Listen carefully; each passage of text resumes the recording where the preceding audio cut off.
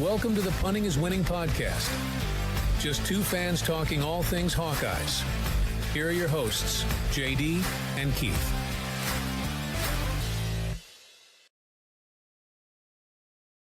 Welcome back, Hawkeye fans, to Punting is Winning, the All Iowa podcast. We are your hosts, JD and Keith. Yes, I do have a little bit of a cold coming back from European vacation. It's a little bit of I think a little bit more of the altitude and not so much the climate changes as there was just the altitude changes for me. But was it drastically cooler over there than what it is here? No, it was About the pretty same. pretty consistent. It made it a little warmer over here. First few days was in the mid 60s, but I think last few days when we were in Munich, it was probably mid 70s, low to mid 70s. Perfect weather then. Yeah, walking up a mountain, you're walking up in 70 degrees and hardly any breeze. It's not the best. But that's probably why you have a cold. Yeah, that's plus you have a higher altitude there. Yeah. Getting used to it. But well, you missed out on some good weather here in Iowa. Yeah, so I've heard. It's been Indian summer. Been pretty nice. I'll give up the good weather for the trip that I had. So yeah, I'm sure you would. I would too, probably. The liters of beer in Bavaria are well worth the trip. And I'll take your word for it. I'm not a heavy drinker anyway, but boy, it was good. Yeah. So. Okay. Well, let's get to the question of the week, maybe. Yep. Question of the week last week was what Iowa has played Ohio State numerous times in the last 45 years of Kirk Ferentz and Hayden Fry's tenures.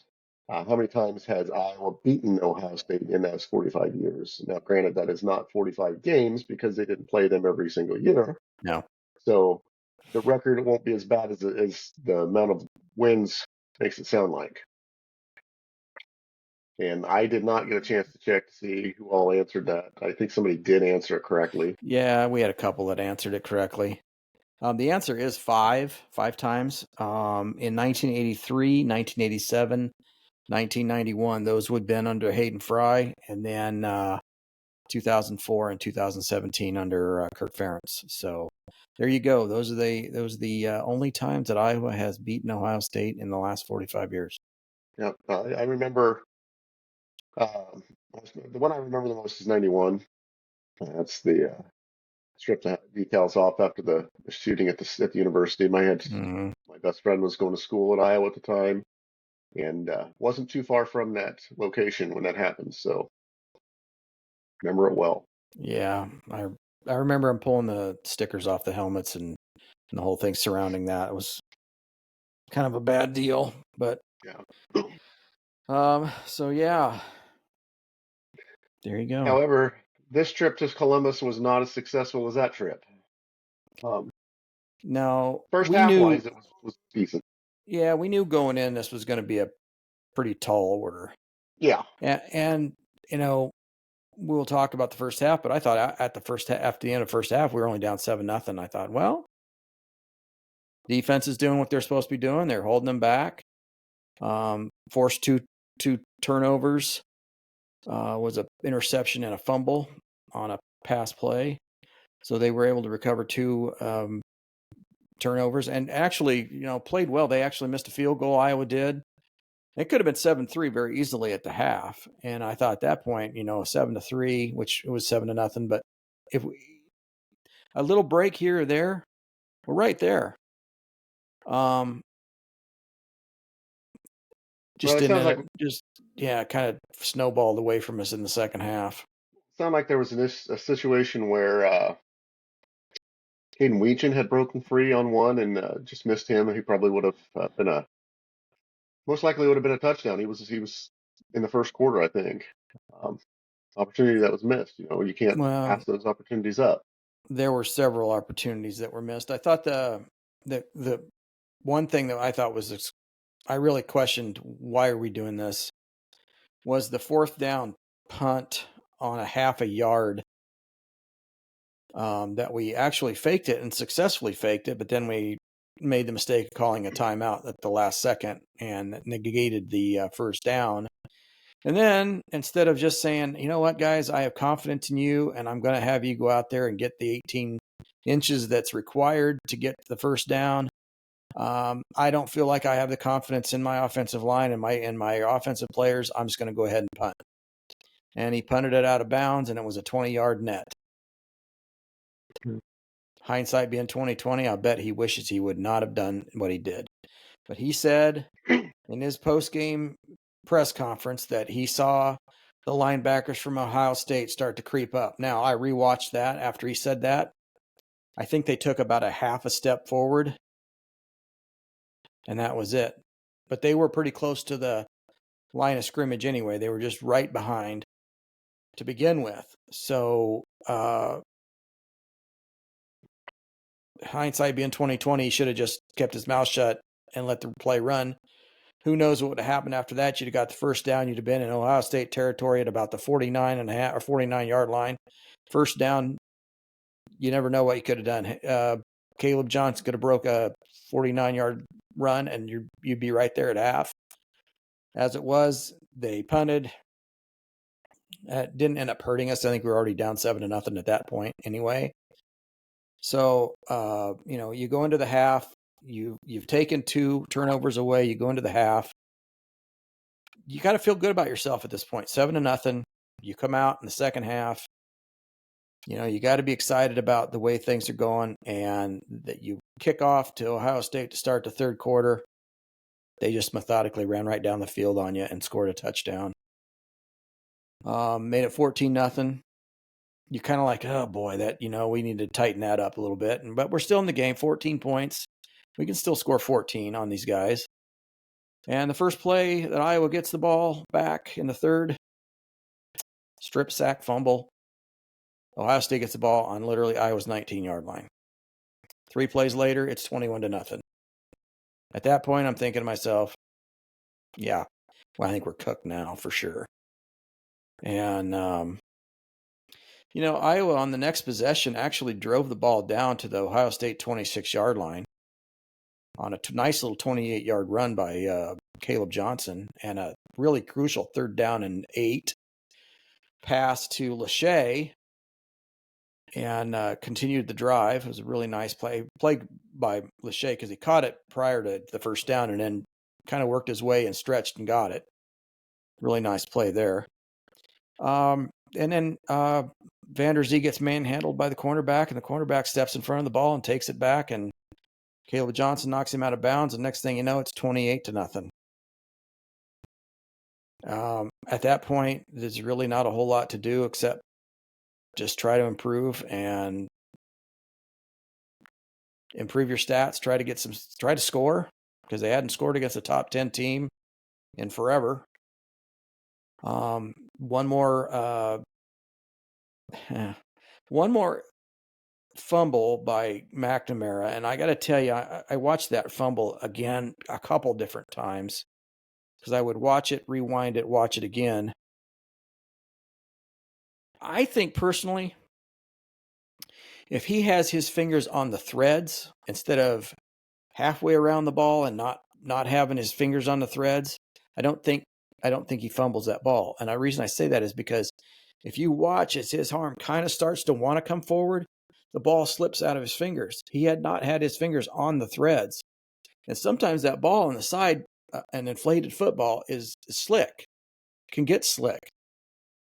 And I think it just slid out of his fingers. And of course, his arm wasn't going forward. They ruled it a fumble, which it was. I'm not going to argue with them about that. But I just think that if he had had his fingers on the threads, I think that would have provided him a better grip. I don't know, maybe I'm being just too technical about this whole thing. Maybe I'm just too nitpicky about it. But I think he is really doing himself and everyone else a disservice by not throwing the ball with the threads. And he says, "Oh, I don't throw it like that all the time, and I have to hurry up, and sometimes I have to make that throw outside." That's fine. Make that throw outside. A real quick snap and throw. I get it. But you can't tell me that while you're backing up and you get that ball back from the center, that you can't, in a millisecond, flip that ball and find those laces with your throwing hand. Everybody else in the NFL and everybody else in the NCAA has done it. I can't think of, and if somebody wants to, they can comment for me. Please comment. Do you know of any other quarterback ever in any level of competition that you know of that does not throw the ball with the laces? I don't I know of can't. anybody else. I don't know of anybody else. I don't know in high school. I don't know in college. I don't know in the pros. I know no one that throws the ball that doesn't use the laces. Yeah. And I don't don't know either. if that's something that he was taught, if that's some kind of a practice technique that they use in quarterback camps, and I'm sure that there is something like that. But my God, it doesn't take more than a millisecond to flip that ball around and find those laces. You don't even have to look down to do it. You can just do it by feel. You can still have your eyes scanning the field, watching your receivers, and you can feel where that threads are. That bothers me, and I don't know why it bothers me, because it doesn't seem to bother anyone else. Because at the press conference on Tuesday, no one brought it up, and it should have been brought up. And that'd be the question I'd ask if I was in there. I'd say, Kirk, I don't understand. Can you help me out here? Is this something that is now a new technique that people are starting to do, is throw the ball without the laces? It just doesn't seem like it's advantageous to the grip of the ball and the way you throw the ball. Help me out. Explain it to me, because I don't understand it. And nobody seems to be asking that question.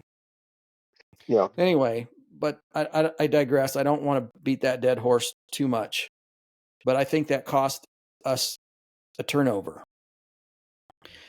The rest of the game, basically, when they brought Sullivan in, he provided a spark. The argument could be now that, it was Ohio State's second team defense. I don't care. Ohio State's second team defense is as good as a lot of teams' first team. Absolutely. I don't care. I don't care if it's their third team defense. When you got a $20 million NIL deal going for your players, they're all good. I don't care. Mm-hmm. They're just waiting in the wings for the guys that are the seniors and the juniors to move Or on. the sophomores that are going to go pro. Exactly. Or the freshmen. I mean, that Jeremiah Smith, he's a talent, man. There's no doubt about it. That dude is flat out good. There's no question. He's going to make people look at go, Marvin Harrison who? That's how good this dude is. So, all the ones that are saying, hey, he did it against second team, blah, blah, blah, whatever. I don't care. You provide a dynamic that the defense has to account for by running the ball. And I think that Iowa is underutilizing him, and they need to utilize him in situations throughout the games going forward. 3rd and 2, 4th and short.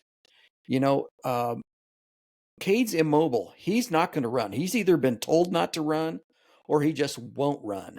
When the pocket breaks down and he could see open field in front of him, what does he do? He throws the ball out of bounds or he stops short. Now, I don't know if somebody's told him, we can't afford to lose you. Don't go out and start running around and hurting yourself. Well, I I don't think know they've that. got that.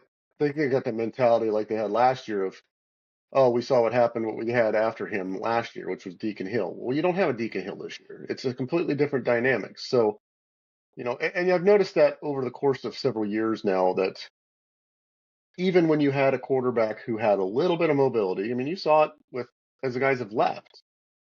Labus, Petrus, those guys have a little bit of mobility when they go someplace else, and they can scramble out of the pocket and make situations. It's like at Iowa, they were taught just get rid of the ball. It's like don't make a bad situation worse by trying to get something where you're going to get strip sacked or you're going to get tackled for a loss or something.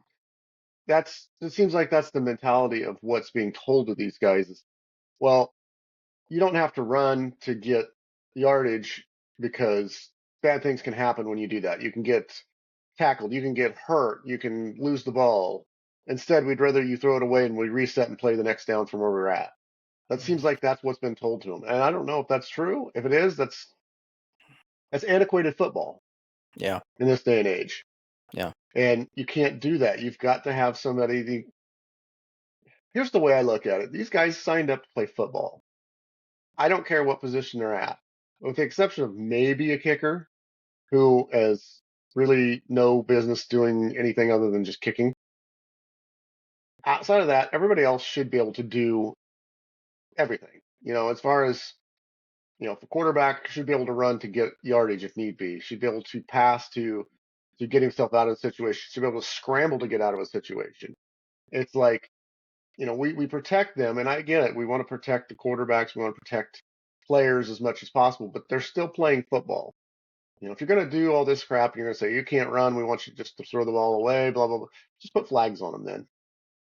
Let them play flag football and call it what it is, because you're trying to prevent any injuries, which I get. Don't get me wrong. I don't want to see a guy get injured. I don't like seeing guys get injured on the field. It bothers me because you don't know if that's a situation where that just cost them their career or it cost them something down the line, even if they weren't going to be a pro later on. They blew out a knee and that's makes him, 10 years from now, he has to have a knee replacement because he's limping so bad because of a football injury. I hate to see that. So I don't like to see people get hurt, but you still signed up to play football, and football is a contact sport. People are going to get hurt. People are going to get tackled, and everybody out there is considered a football player, quarterback all the way down to the kicker. And yes, I get it. With the kicker, you say, try not to do much. But with a quarterback should be like, yeah, we don't want you to get hurt, so don't take unnecessary risks. But if you have to scramble to get yardage, you do it. Yeah. Well, that seems to be the consensus in Iowa City is that's not what's being taught. It's, well, just get rid of the ball. We don't want you to hurt. We don't need the bad things to happen. Just reset and replay for the next down. Yeah. Well, they don't realize that, yeah, there's bad things that can happen on every play. There's also good things that can happen on every play. Yeah. And we would rather avoid the bad and hope for some of the good once in a while than take the risk and get more of the good, but still have some of the bad in there. Now, it's risk adverse football that Iowa plays, and it has served them well for years, but is also something that opens them up to a lot of criticism, in my opinion. Now, I wanted to go back to you talk about that whole faking the punt on fourth down and calling the timeout, and how we'd gotten the first down, but it cost us. I remember a game, and I want to say it might have been an Iowa State game, where Kirk had called a timeout to ice a kicker, and it was pretty late called timeout, and the kicker missed it. And, oh, no, that was game winner for Iowa. Nope, called timeout, goes out, nails the next one. That is, to me, that should have been first foremost in your mind of this, calling a timeout to ice a kicker, calling a timeout to do this and that. 99% of the time doesn't work. So don't do it. Right. If you line up and you're going to go for it on fourth down and you've got a fake punt or whatever, just do it. If it fails, it fails. If it doesn't, it doesn't.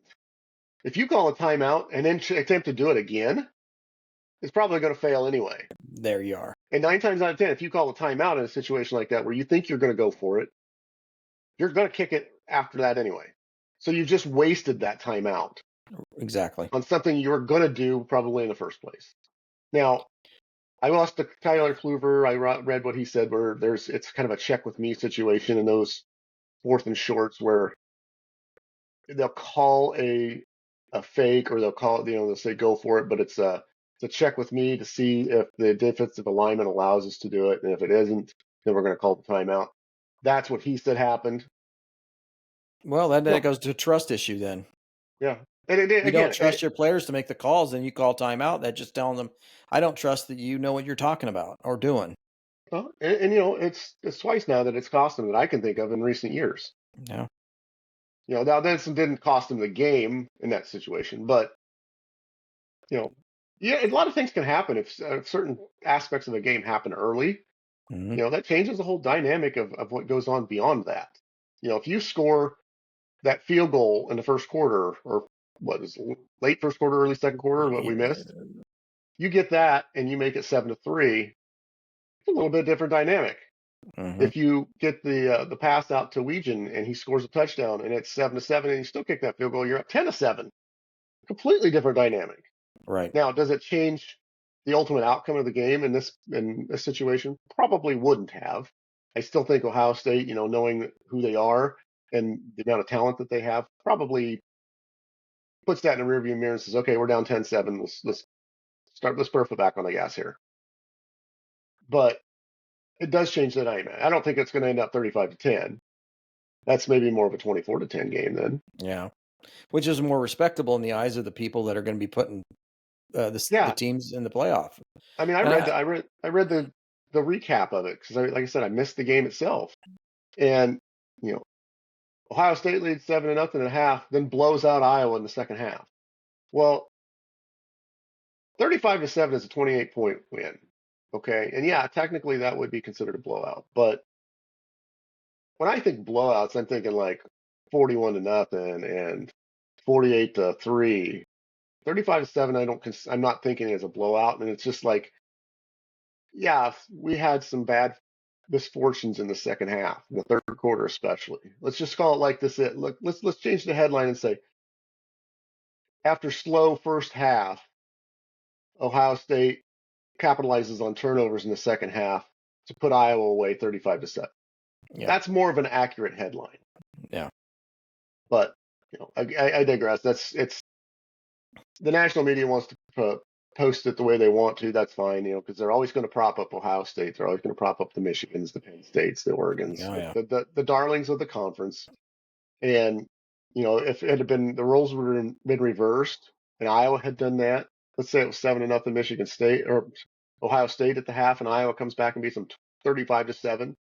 It would be Ohio State shoots itself in foot in second half, allows Iowa to win. Right. It's a matter of perception, and that's the way it is. It's just you can perceive every game a different way, and maybe it's just based on the color of the glasses that you wear for the team that you watch. But to me, to say routes Iowa in the second half or blows them out 35-7 is probably an inaccurate statement if I'm just reading about it. You watch the game and you realize that, okay, well, they got 2 touchdowns on very short fields. Gimmies, basically. Yeah, 21-7 now. Okay, is that really a blowout? Right. Iowa misses a field goal, misses a chance for a touchdown, 21-17. Is that really a blowout? No. It's just, so it's a matter of perspective. But anyway, enough about the Ohio State.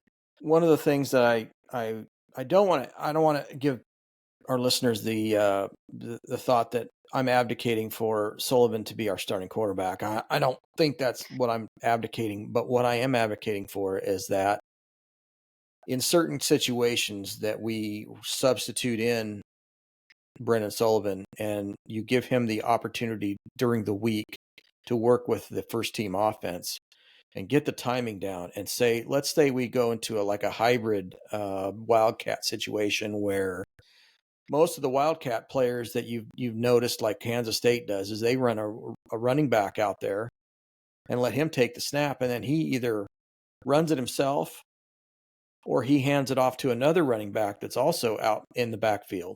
Mm-hmm. Now, what you could do with Iowa is you could take Brendan Sullivan out there and you could do those two things. Either he runs it or he hands it off, or in this case, he's a pretty good passer. He could throw the ball pretty easily out of that formation.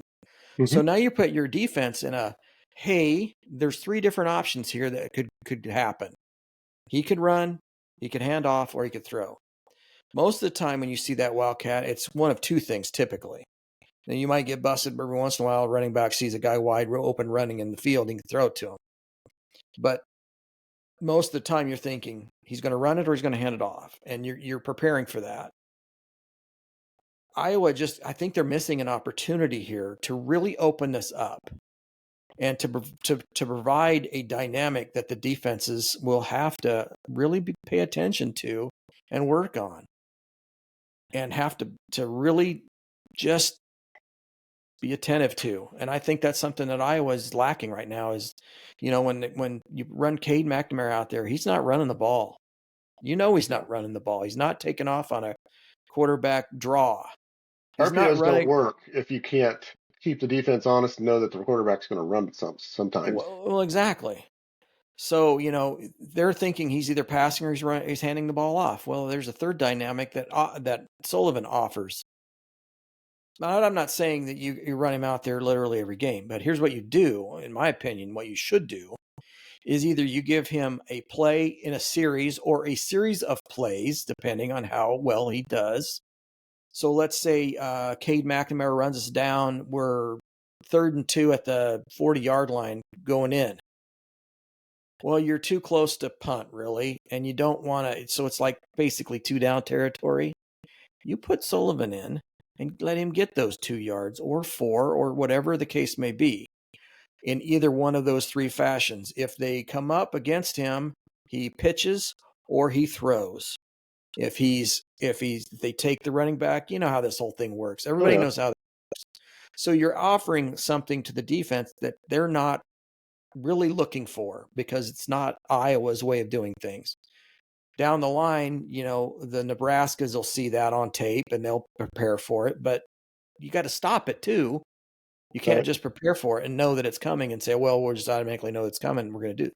Well, you can run it a few times and then throw it once or twice. It's a dynamic that Iowa doesn't have in its repertoire right now that they desperately need. Their offense is stagnant. Their offense was stagnant Saturday. Outside of, I saw them try one play that I thought, whoa, where did that come from? And that was the flea flicker that they tried. It didn't do anything. It didn't go anywhere. But, he handed to Caleb Johnson. Caleb Johnson ran up to the line, turned around, threw it back to him. But then he didn't have the arm strength to throw it anywhere. So it didn't end up doing anything. But I give him credit for trying it. And I thought, well, there's a Tim Lester play that Kirk Ferentz would never run. But it seemed like then everything else was, okay, better bland it up. And I'm thinking to myself, this is the day that you need to not bland it up. You need to actually take risks. You're going to lose the game. You're down 21-0 in the second half. You might want to start putting in some exotics like Caden would call them. Do something different. Take the risks. You're at the 3rd-ranked team stadium, let's say even in the first quarter on that fake punt. Let it go. Run it. Do it. Take the risk. You're at the 49-yard line. Okay, so if they don't get it, you're at the 49. It's not like you're at your own 25. Do it. Your defense has played well all game.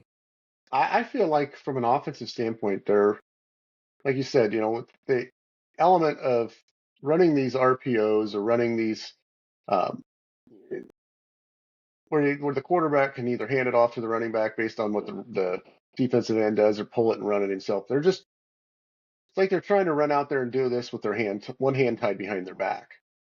And I have been an advocate since the beginning of the season because I thought it was something that was going to happen was they were going to have specific situations during the game outside of just inside the red zone, right, or inside the 10 for Brendan Sullivan to get in and, get a full series. It's like, oh, well, we'll do Cade for 3 and then we'll do Brendan for 1, and then we'll bring Cade back in for 3 and Brendan for 1, kind of a little bit of a change up in there. And I don't think we haven't seen that. I think you can still do that. I think you need to do that. I don't like just bringing him in inside the 10 because it shows that, he's pretty much scored every time he's done it, but it's too tendency laden to say, okay, well, it's inside the 10, you're going to bring him in. So it's either going to be a run to him or, they're more looking for it at that point. If you bring him in at the 30-yard line, his own 30, and just let him run a series, you don't know what he's going to do. You don't know if it's going to be him faking a handoff, pulling it, run it for 25 yards around the end because the defensive end collapsed on the running back like they always do because they're expecting the ball to be handed off. Okay, now that opens up that dynamic. Okay, now I can't just collapse on the running back, so now I'm opening up more room for Caleb Johnson because now the defensive end has got to keep an eye on the quarterback. So now Caleb Johnson rips one off for 15 yards. Oh, okay, well now that I'll bring up a safety to cover that. Okay, now I'm opening up the seam with the tight end, so now I can just throw the ball. There's certain aspects of that are just lost with the fact that you take away that one element of what strictly makes an RPO effective, and you make it, okay, We're not just passing the ball or we're running the ball out of a shotgun situation. That's all we're doing right now. It's not even an RPO. It's not a run pass Right. option. It's just basically it's a set play. And it's easier Right. to defend because if you bring let's say you bring a linebacker up instead of a safety, linebacker can cover the handoff because he doesn't have to cover the quarterback running it. So now you got the safety on the tight end, so the tight end's covered. All your guys downfield are covered. So you gain nothing with that situation. But if he pulls it in that situation, there's open grass everywhere. Mm-hmm. But we won't see that because Cade can't do that Right. or has been told not to do it. So, No better example of that actually happening was the Ohio State quarterback. There were several times that he would hand off and roll right out, and there'd be open grass because everybody was following Travion Henderson or Quinshawn Judkins, and he would run around. There was a fourth down play that exactly the same thing I'm advocating for is that Ohio State pulled exactly the same play I'm saying Iowa should be doing, is they pulled the quarterback and he ran around the corner for 5 on a 4th and 2. All you got to do, Iowa, hey, look, go to the tape. Do what they did. Just look at what they did and emulate it. It's not like they shouldn't have that already in their arsenal. They should have. here's the thing you're going to hear, though, is, well, we don't have the athletes that they have. Well, I tell you don't what, need Brendan them. Sullivan's just as big an athlete as Will Howard is. Oh, I agree. From a running standpoint, maybe not from a passing standpoint. Well, we don't know. We haven't really seen him pass much. Well, he threw one pass the other day for 12 yards to Lachey, and he ran for 30 yards on a keeper. You get people saying, "Oh, second team, second." I don't care. He did it, and that's the spark Iowa needed. And they went down and scored a touchdown. The only touchdown they scored. Cade McNamara had 3 quarters, almost 3.5 quarters, basically, to put Iowa in the end zone. It didn't happen. He came in on his first series. Brendan Sullivan came in on his first series and scored a touchdown. He led Iowa to a touchdown. Well, I have a feeling we're going to see more Brendan Sullivan. We need to. We absolutely need to. I don't know when. I don't know if it'll be in the game against Washington. It might need to be. That game has now become a little more difficult than I had anticipated at first because Washington's playing a little better. Although I still don't think they're that good. I just think that Michigan is not that good this year. We'll get to the Washington preview here in a minute. A couple of things I do want to point out too is I thought the offensive line looked very average or below even on Saturday. And I kept thinking, people were talking about how Ohio State's defensive line might be as weak as they've had for a while. And I thought, well, then our offensive line should be able to take care of business. They sure didn't. I was very disappointed in the offensive line as a whole. Now, there were times when they didn't look too bad, but there's other times they just didn't look good at all. Like they couldn't even slow anybody down. And here's a quick trivia question for you. Now I will give you the answer. Who has more touchdown passes in an Iowa uniform against Power 4 conference foes? Sullivan or McNamara? Probably Sullivan. In an Iowa uniform now. Sullivan. Neither one of them. They both got 0. No touchdown passes against a Power 4 team. McNamara's had 9 opportunities through 2 years. Well, I shouldn't say that because not all of them have been Power 4 conference teams. So last year, Iowa State and Michigan State and Penn State. He didn't throw any there, and he only played part of the game with Michigan State before he got hurt. So he didn't throw anything with Penn State or Iowa State. Then this year, Iowa State and Minnesota. So he's had those opportunities to throw a touchdown pass, and he hasn't. That's an issue. That's a problem. And I'm talking about not like throwing the ball into the end zone. I'm talking about even swing passes where the player runs for 60 yards for a touchdown. It's hard to do is not even to throw a touchdown against a Power 4 conference opponent. And he hasn't thrown one, and neither is Sullivan. But Sullivan doesn't have the opportunity. The only touchdown pass he threw all year was that little shovel to, was it Addison Stringa or Lachey against Troy. Mm-hmm. That's it. And that's not even a Power 4 conference. So neither one of them have thrown a touchdown pass in an Iowa uniform against a Power 4 conference opponent. No, Isn't that that's got to bad? change. That's That's got to bad. change. That's bad. I didn't have a whole lot more to talk about other than I thought the punting was a little erratic, but then that's kind of expected. We'll talk about Washington going forward here, but did I expect to win the game on Saturday? No, I didn't. Did I expect Iowa to play better than they did, especially in the second half? I did. I expected them to play better. I expected them not to provide Ohio State point-blank rain touchdowns. It shouldn't have happened. Disappointed at the amount of turnovers really in the third quarter. Just those things really kind of take you out of a game. And we talked about that when we did our last week's what do we need to do to win is win the turnover battle. We didn't. You really almost had to play a perfect game, really, against this team, and you didn't.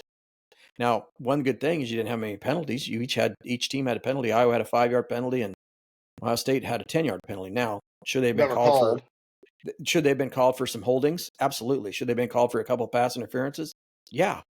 Sounds like maybe a targeting or two, roughing the passer, perhaps. But by the same token, there was one or two calls that Iowa could have gotten very easily too that were not called.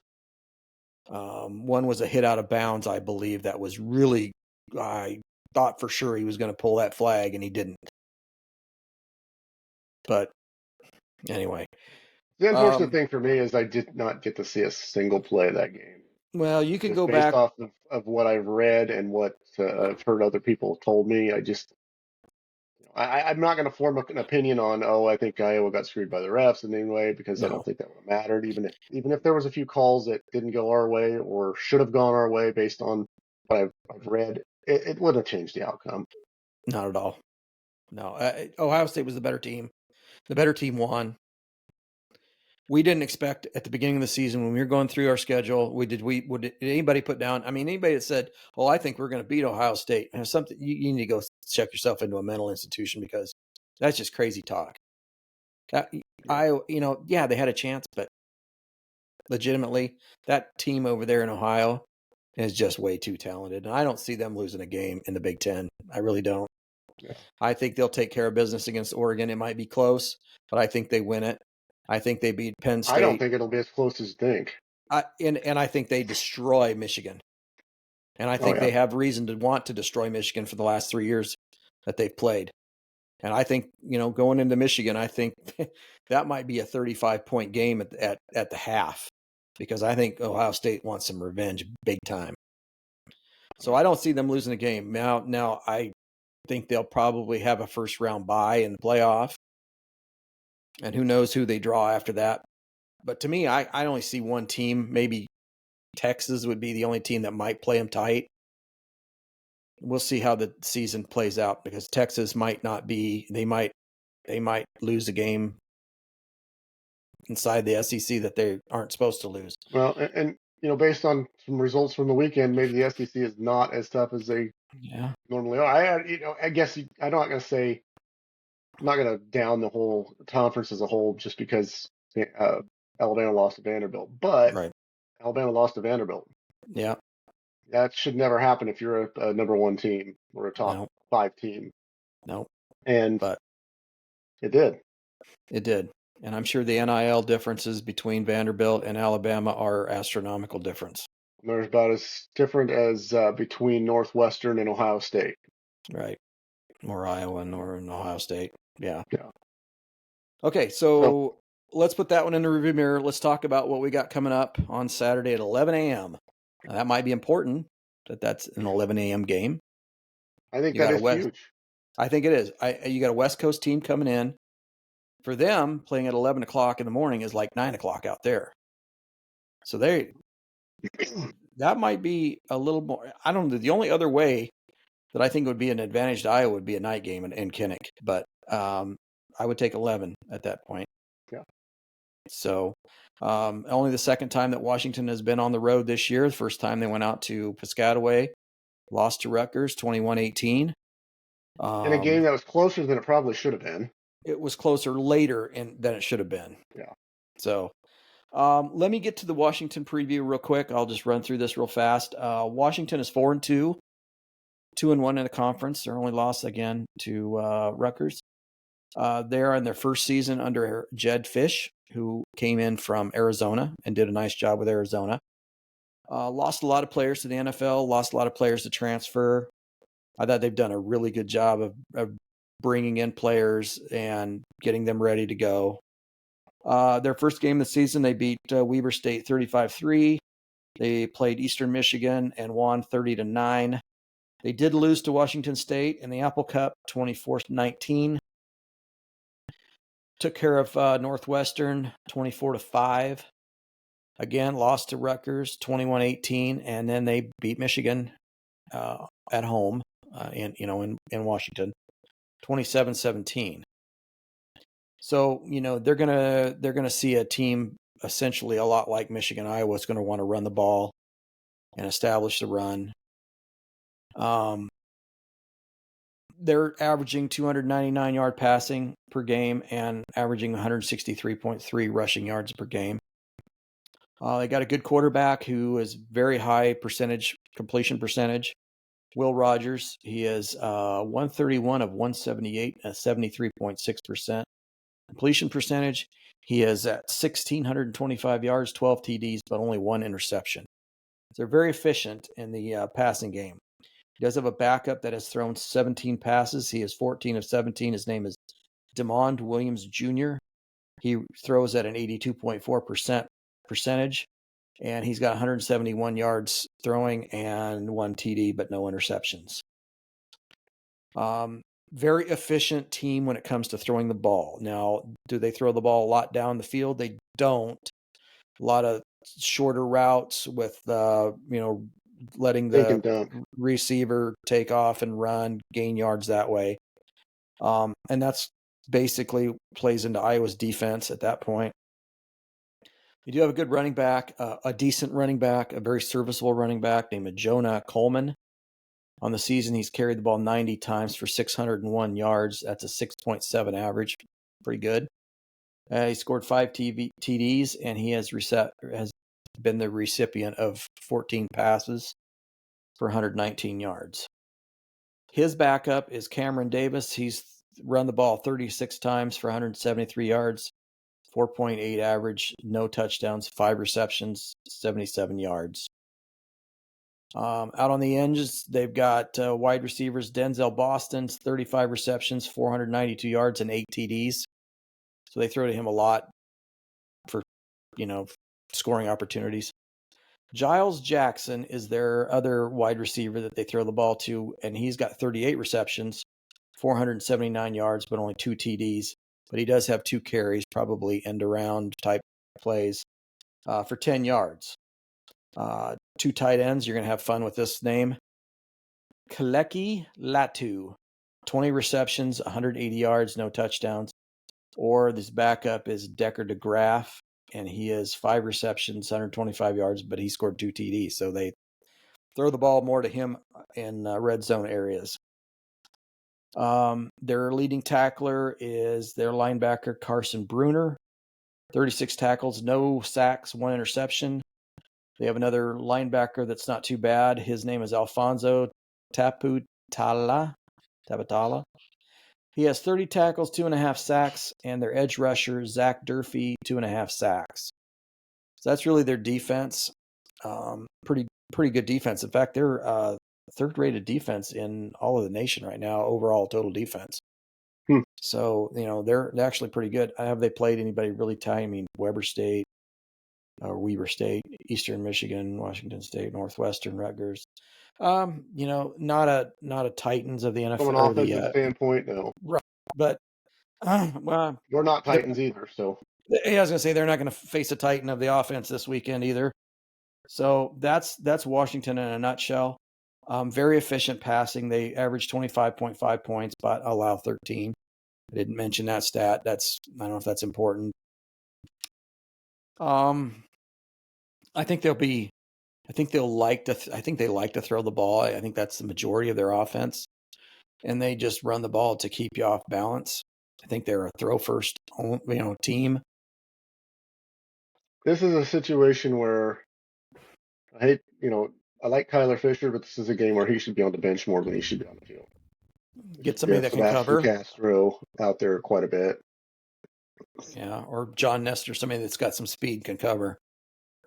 Yeah. I don't know. This is a kind of game that Iowa could propel itself for the rest of the season, or they could trip and fall and come out flat and let Ohio State beat them twice, basically. I'd like to see them come out, and it's not typically what they do. Iowa typically puts those losses behind them and come out and play pretty well.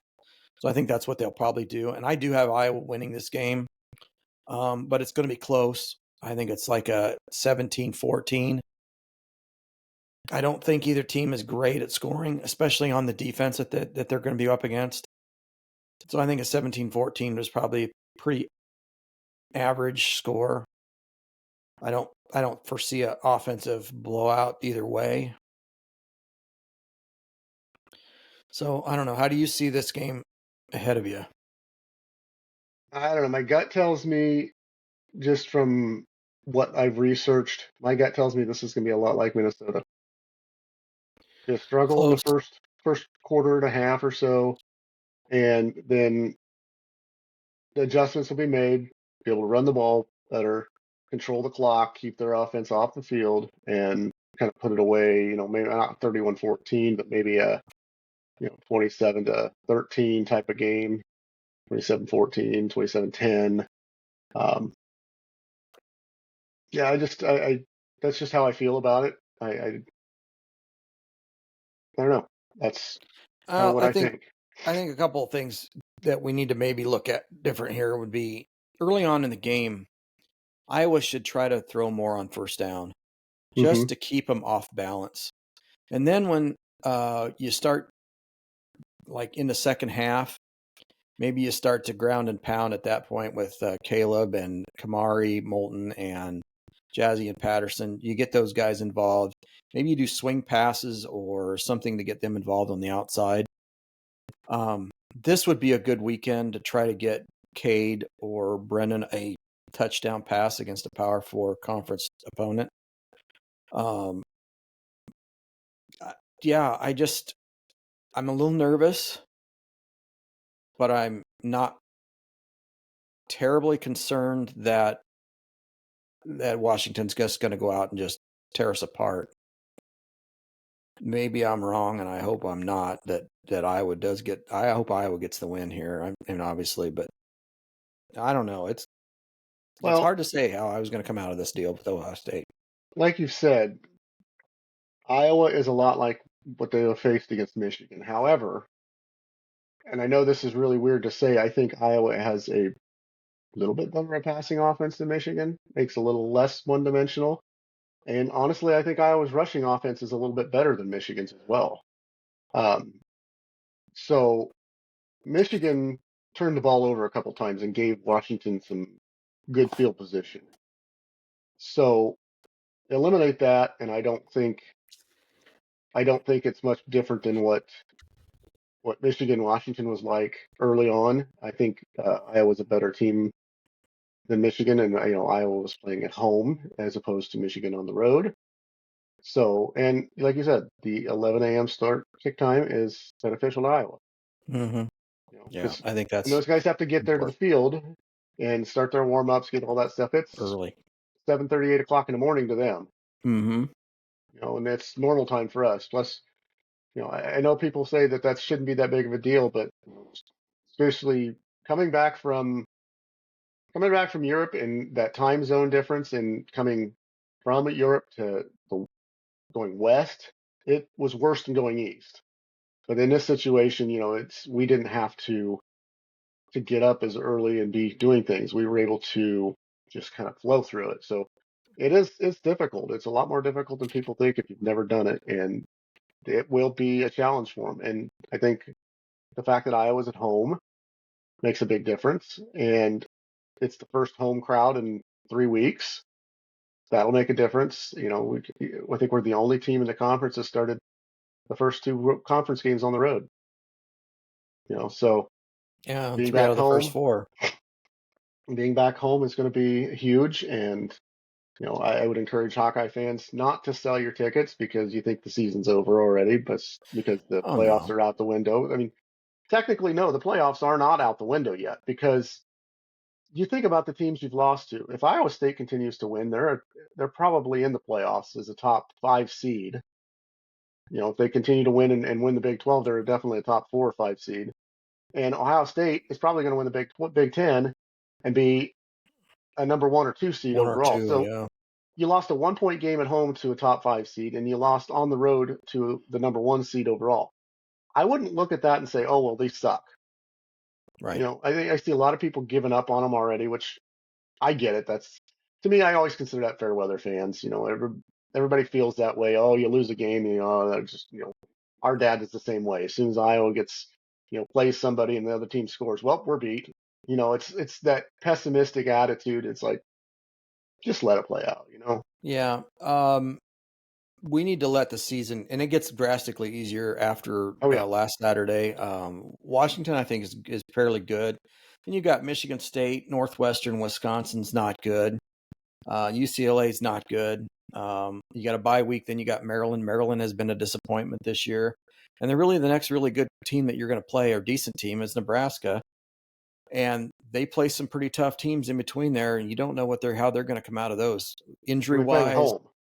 We do play them at home, so there is that advantage too at the end. So you be looking at the end of the season, Iowa with a 1 conference loss going into Nebraska. If this comes out the way we think it will or could, that game right there, there's a lot more on the line for Iowa than it would be for Nebraska, because I know Nebraska's got Ohio State and Indiana to play yet, and I don't know if Indiana's a paper tiger or not, but that's not going to be an easy game. They're going to score.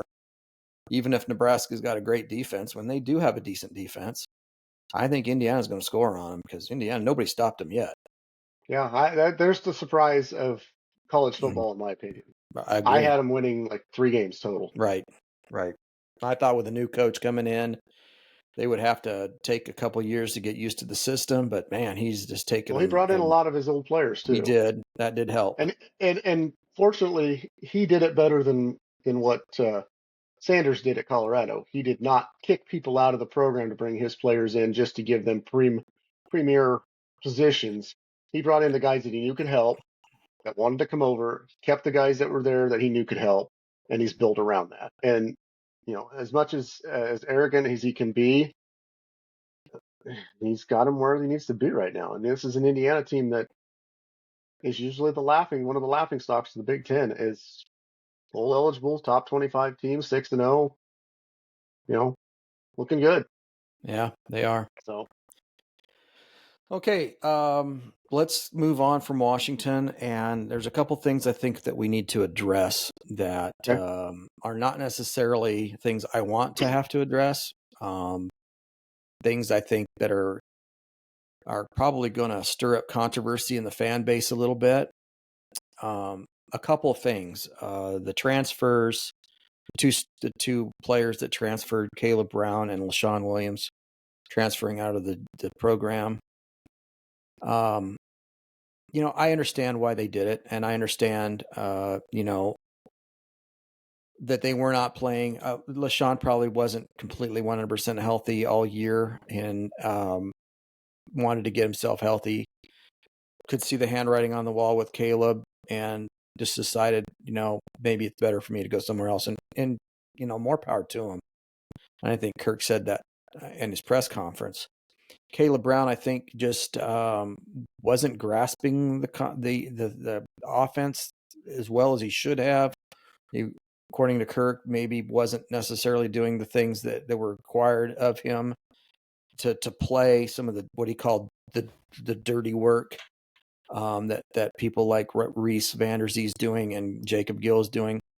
But one of the things that concerned me more than anything was when Kirk Ferentz said that something to the effect, and I don't want to say it exactly, I can't say it exactly, but something to the effect of, you can't lose what you didn't have, or they didn't contribute, so you don't really see that as a loss. I think that is a terrible PR thing to say. I think that absolutely is something that you should have thought. You can think to yourself, but don't say it. I think that's terrible to say. And it might be technically correct, but don't say that. Don't come out in public and say they're not a big loss because they didn't play. They're teammates of the players you currently have. And they're probably friends, really close friends to some of the people that are still on the team. And to have you come out and say that, like they're just nothing, that is a bad on Kirk's part. Bad move. Kirk has been known to do that at times with backup quarterbacks too.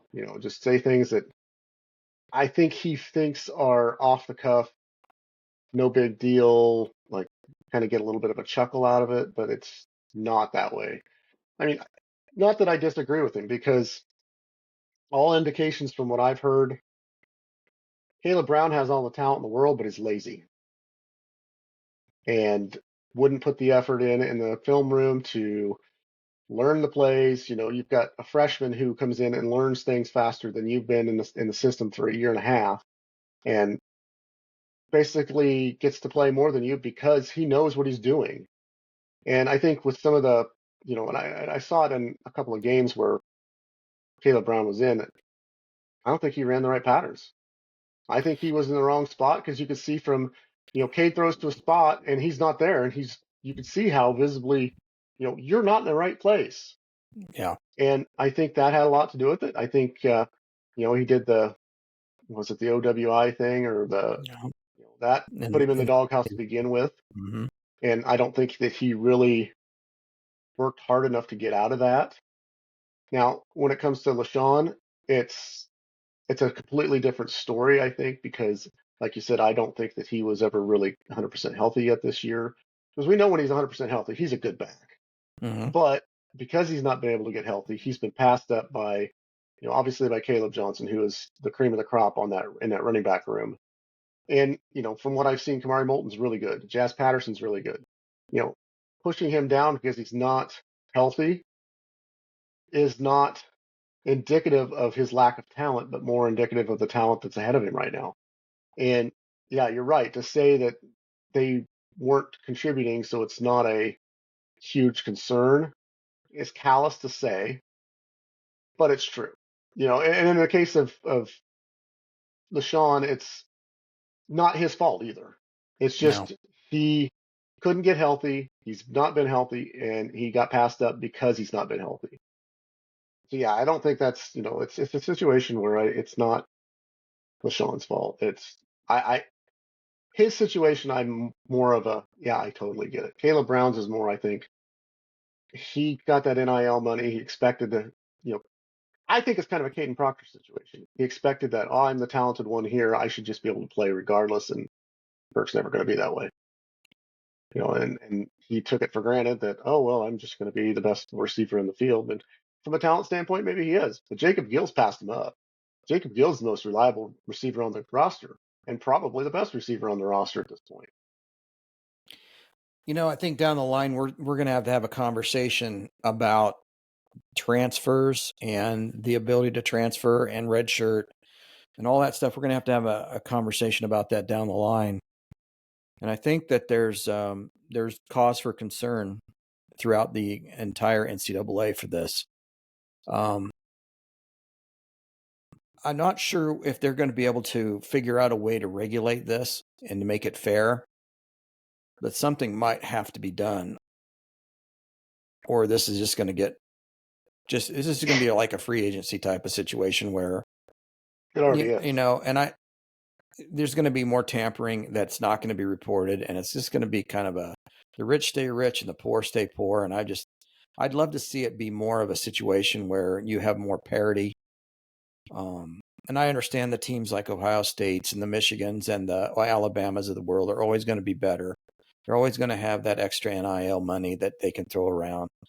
I mean, I get that, but Not even so much that, it's they've also got the name recognition. the Blue Bloods, I get it. Notre Dame, everybody knows them and knows them as a football team. If somebody said, "Hey, what do you think of Alabama?" the first thing out of their minds, if they didn't know any different, would say, "Hey, pretty good football team. Do you know anything about their basketball team? Yeah. Do they play a basketball team? Do they even have a team? Yeah, they do, and they're pretty good. Mm-hmm. They've been good." But Those are that's the baseball first teams. thing that people think of is Alabama football. Notre Dame, first thing you think of is football. Michigan, football. I mean, Ohio State, football. Those are the things. Texas, football. You don't think of, hey, they got pretty good basketball teams. USC. Texas got a pretty good volleyball team too, if I remember right. Didn't they win the national championship either last year or the year before? They're pretty good. We're in the national championship. I think Wisconsin ended up with that, or Nebraska won. Nebraska, maybe. So, this is going to be a concerning thing going forward, I think. And it's going to be even more concerning for teams like Iowa, who are struggling as it is, to bring in players, especially at the wide receiver position. We had how many kids that said no? I had a kid out of Illinois State that basically they would have rolled out the red carpet for him at Iowa, and he just passed us by and went and played. I don't know, was it San Jose State? Some nobody out on the West Coast. So you kind of look at this and say to yourself, we start losing all these these wide receivers, Caleb Brown, and let's say we don't know who the next one's going to fall. We don't know who's not happy on the team and is thinking about transfer. Maybe. Well, Vanderzee's playing. I don't know why he would want to leave, but I said Seth Anderson. Oh, Seth Anderson. There you go, Seth Anderson. He's probably. I mean, if he doesn't see the field much this year, he's gone. I mean, why would he stay? Well, and he's been hurt, so then my hard to get on the field when you're then hurt. my question would be then at that point, how are you going to be able to attract a wide receiver into an offense that can't throw the ball and hasn't thrown the ball well in 3 years, including this year would be the 4th year, because really in 2020 they did a little better, but 21, 22, and 23 were horrible. And now 24 is not great.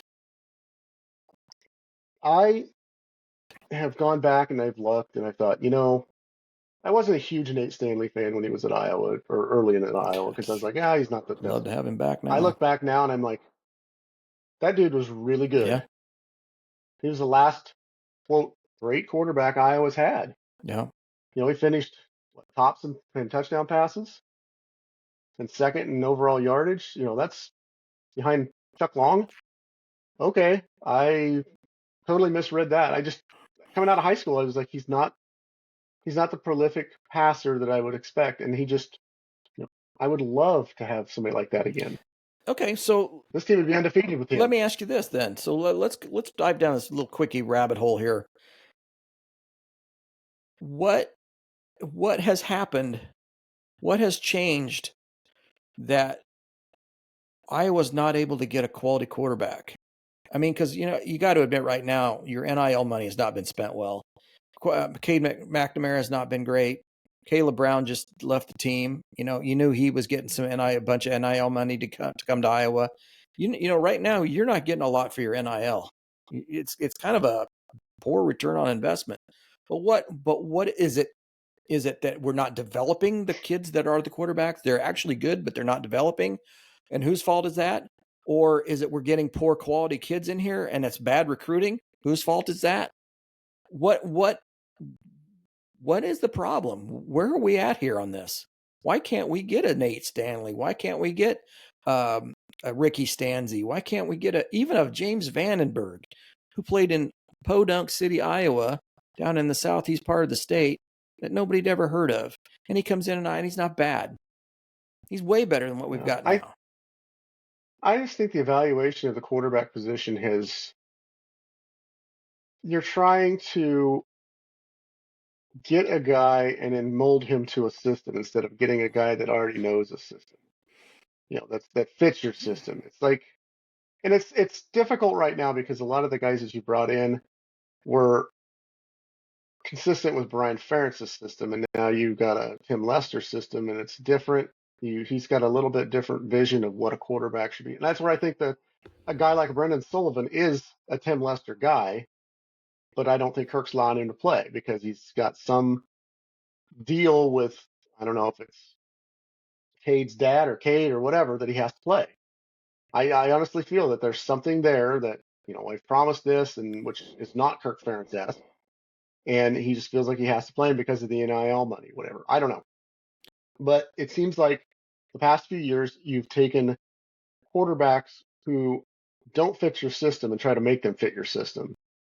Instead of taking a quarterback that fits your system and modifying it around them. So then is it a recruiting issue that you're bringing I in would say the wrong so. quarterbacks for the system that you play and trying to turn them in? Or is it a development deal where you have a quote quarterback coach who is also the OC, Brian Ferentz last year, who has absolutely no idea what to do with a quarterback? He was never a quarterback. Well, I would equate it to this, and I've heard people say this before of, well, they're not what I was looking for, but I can change them. That's what they're trying to do. It's like, I'm going to take the best available, even if it doesn't fit my system, and I'm going to change them instead of saying, okay, I can skip this guy.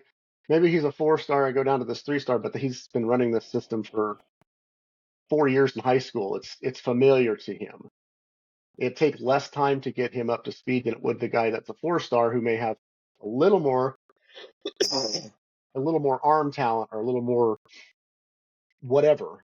But this guy over here already has the system down. It takes less time, and he's ready to rock and roll the first 3 weeks. Okay. I think that's what it comes down to. Okay, let me ask you this too. Right now, Iowa has had, they have put in quarterbacks who are the standard prototypical pro, non-running, statuesque type of quarterbacks. And it has been tremendously bad. It has been horrendous. Petrus, same thing. Stand-up quarterback, throws the ball, no pocket presence, doesn't run. Cade McNamara, same thing. Deacon Hill, same thing. No running there at all because, he was not physically able to run. Then we sit back and we pull in guys like James Resar, Marco Linez. These guys are second, third, fourth teams. They're running quarterbacks. Those guys are the type that can take off and run. Never see the field. Well, it's like we're bringing in these guys like that. Well, why would we do that? Just to be scout team quarterbacks to run other people's offenses. That's wrong. That's a poor idea. A terrible idea. But that's what it feels like. That's what it feels like. And, and the one time that we had a running quarterback that actually would go out and run outside the pocket, and when he's flushed out, would actually get yards. In 2002, who was that? Brad Banks, second in the Heisman. Probably should have won it. And Iowa had a tremendous season that year. But no, let's don't do that anymore. We had a great season. Let's don't do that anymore. Let's get the standard prototypical guy that stands in the pocket and won't do anything unless he absolutely has to. That's the kind of thing. For the love of God. I don't understand this because you're recruiting one or two of those guys, but then you're bringing in all these running quarterbacks that you're just basically wasting their time. Well, think about it. The other one, Drew Tate, was a pocket passer, but could scramble out of situations and still pass. Yeah. That's the last time we've had one of those. So, because Rick Stanzi wasn't more of a scramble type of guy, but he was more of a, you let him throw that first pick six and the game was fun. Yeah. So my question is it come down to that we recruit the wrong players, or we don't develop the ones we have, or we think that we can change the players that have a certain style coming in and we can change them to fit our system, when in reality we should not be doing that at all. And that's what it really comes down to. I think we bring in players that we try to mold to our philosophy regardless. Let's go with that then. You had a quarterback coach, like we just talked about. Brian Ferentz had no idea how a quarterback coach is. Now you've got Tim Lester in. He's the quarterback coach. You don't have enough time yet with him to determine whether or not the guys behind Cade McNamara are worthy of getting time outside of Brandon Sullivan. So what is my point? My point is that you have to figure out where the issue is mentally. And I think it comes down to Lester wants these kids in there to play his offense, but Kirk Ferentz won't allow it to happen because he's so in love with the pocket passer, the Chuck Longs of the world, that he will not allow the scheme offensively in the head of Tim Lester to actually go on the field and work. It's not, I don't think I'm explaining this correctly. Yeah, it's the evolution of the game he has not allowed to happen. He has not evolved from the 1980s and 90s where the game was pocket passers to the 2000s from about 2005 on. Yeah. It's become more a game of guys being able to scramble. And the thing of it is, the NFL's gone that way more Yeah. too. I mean, the guys having the most success are the guys that can run more of that college offense of, get the quarterback out of the pocket, let the quarterback do some running. Jaden Daniels is a great example of that, taking Washington to a 4-1 record of a team that was a laughing stock and made them a legit contender at this point. Now, will they finish that way in the end of the season? I don't know. And there is a chance that he'll get hurt. It'd be like a Robert Griffin III situation, but that's more what the NFL is starting to go to because that's what the colleges are putting out. Yeah. And it's working. The NFL has to evolve to what college players are doing. And if college is basically saying, okay, we're an RPO and we run the quarterbacks, these quarterbacks are better athletes than they used to be. So they're able to take more punishment. And as much as the NFL likes to protect their quarterbacks, it's a lot easier to be able to do a running style quarterback and still have them protected. But I think that's where Kirk Ferentz is a little in the Stone Ages. Is he is so married to, well, I'm going to develop players that are pro style players. Well, you've never put a quarterback in the pros other than C.J. Beathard. And what was C.J. Beathard? C.J. Beathard was a hybrid quarterback. He could run when he needed to, and he could pass. And C.J.'s not a starter, has seen very little time. So he's not like your formula of saying, I'm just going to do these pocket passers that are NFL pro style quarterbacks is doing any good because they're not getting into the pros. So why not evolve to what you're seeing everybody else around you do? I'm not saying you have to drastically change up your offense and say, oh, everything has to be RPO and Wildcat or the Wildcat, fake handoffs, blah, blah, blah. But a hybrid of that and still have some of that pro element to it is pretty effective. You see a lot of teams that are doing that. And it just needs to evolve. And, I think at this point in his career, he's just too stubborn to do it because he's the CEO and he's right. It's and his that's way what or the he's gonna highway. And that's the bad part about it is that he needs to let Tim Lester, who he hired to be the offensive coordinator, actually be the offensive coordinator instead of saying, But here's the I'm thing. going to put chains on you and you're not going to be able to do anything you want to do unless it goes through me. And I'm going to be really, really conservative. But here's the thing. Think about this, though. Outside of Cade McNamara, once he's gone in, what are we 7 games. 7 games, 8 games. Okay. What's behind him? There are no pocket style passers. They're all hybrid running quarterbacks. They are. So unless he goes out and hits the portal and finds, the Statue of Liberty again, it will evolve. It'll have to. Or he'll try to mold the kid into hamstring those guys into being pocket passers. Absolutely. He'll try to change And if that's the case, and you see that, you've got nothing but guys that are more of these mobile quarterbacks, got the better running ability, and you start to see them reluctant to run, then guaranteed for a fact, Kirk Ferentz has told him, you are not running. Yep. Well, I don't know. I think that there needs to be, and I don't want to advocate for this in this 5th game of the season, after the 5th game of the season, but there needs to be some serious eyes over the program. And I think there needs to be some personnel changes already. I don't see enough improvement in some of the areas that we need to warrant keeping some of the coaches that we have. And I have two in my mind that probably should find other employment at the end of the season, in my book. And I'm not going to mention them right now. I'll do that at the end of the season. But I think a lot of you can probably figure out who those two are. And to be downright honest, if Iowa goes on a losing bender, I think there ought to be a head coaching change. And you're talking the two guys that both on offense, right? Correct.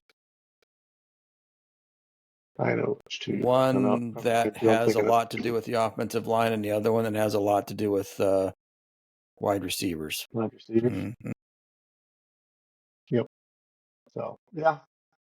Again, it was something we could talk about for ages and ages and ages, but we probably need to wrap this up now. Yeah, we can wrap it up. Any big predictions for this weekend? I don't have it. I don't have anything either. I just hope Iowa wins. Well, I will say this. I was thinking about this on Sunday morning when I was laying in bed trying to catch up on some sleep. Over the last few years, I normally watch my games here at the house, and typically by myself because I like to watch by myself. But there have been a few handful of games that I have either missed because I've been out of the country or had been somebody else's house to watch. And my record in those games, 0-5. So you need to stay home. So I'm just going to start staying home from now on game day and never going anywhere. Those games were typically not all that competitive. It was Penn State a couple years ago, or last year actually. Obviously Ohio State this year, Iowa State, when we watched at your house. I'm trying to think of the other two that I had in my head. Minnesota. I was at a wedding, the Minnesota game last year. Game. Yeah, and then I think the other one was you were home. The Michigan game. So you were home for the bowl game, lost. weren't you? Yeah, I'm not saying that I'm 100% win every game when I'm at home, right. But the other one was the Michigan game at Iowa City 3 years ago. We lost 27-14, which really wasn't as close as that.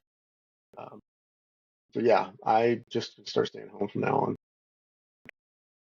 But all right, so let's wrap up. Let's throw out a new question of the week. This week, the question of the week is: Iowa has played Washington a few times. I think at least 3, if not 4 times. If you want to go back into the older days, I think there are probably a few more times. But most recently, Iowa played Washington. I want to know what the score was and give me the year of that game. So Iowa-Washington's most recent matchup, score and year of that game. And here's a bonus question for you if you want to go real crazy. When was the last time that the Washington Huskies played in Kinnick Stadium or in Iowa City? I shouldn't say Kinnick Stadium. When was the last time the Washington Huskies played in Iowa City against Iowa? Give me that answer. Yeah. You got to go back a ways. In fact, I'll just tell you, 1937 was the last time that the Washington Huskies played in Iowa City. And it wasn't at Kinnick Stadium. It was whatever it was called. I don't know. I had it pulled up earlier and I saw that and I can't remember either. But 1937 was the last time Washington Huskies played in Iowa City. Let me see. Kinnick, now Kinnick would have been, just playing his first year at Iowa?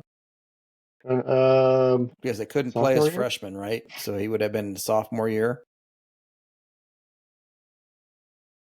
Yeah. You're right. I wasn't around for it. My dad wasn't around for it. No, I wasn't even the twinkle in anybody's eye. Yeah. 1937. 1937. Washington Huskies. See, Iowa probably wasn't real good in it. 37 was in Seattle. Well, somebody said, I thought I heard somebody say that the last time that Iowa played, or Washington played in Iowa City was 1937. So I was just repeating it. I didn't actually check it. When was the last time? When was it? You had it in Seattle in 37? Yeah. Oh, well, then that's not right. Whoever said that's wrong. They met 6 times. Let's see here.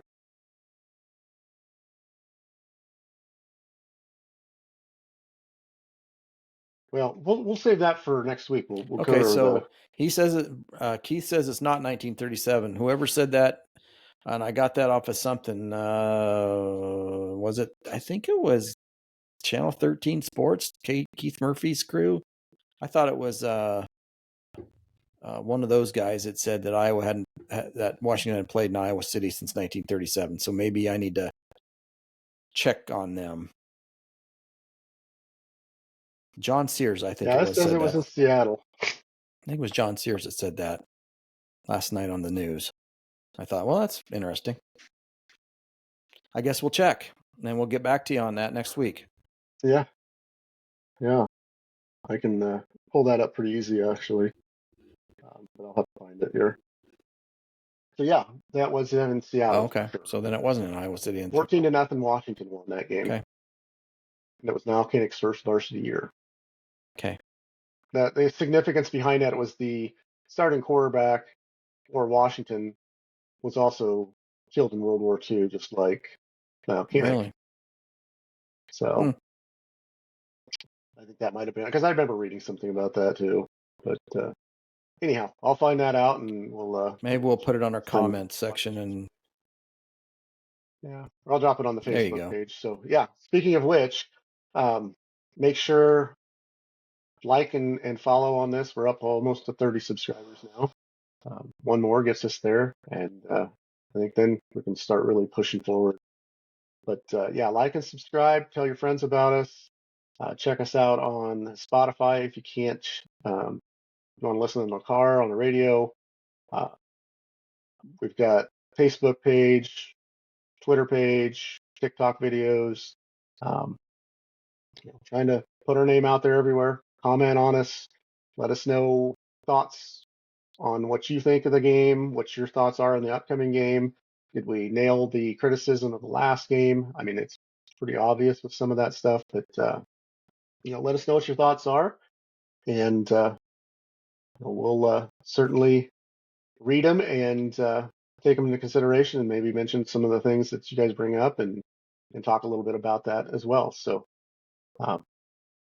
yeah, I guess with that, good luck to the Hawkeyes this weekend. Sorry this is a little bit late. I just got back into town late last night, so I wanted to get this out as first thing as possible today.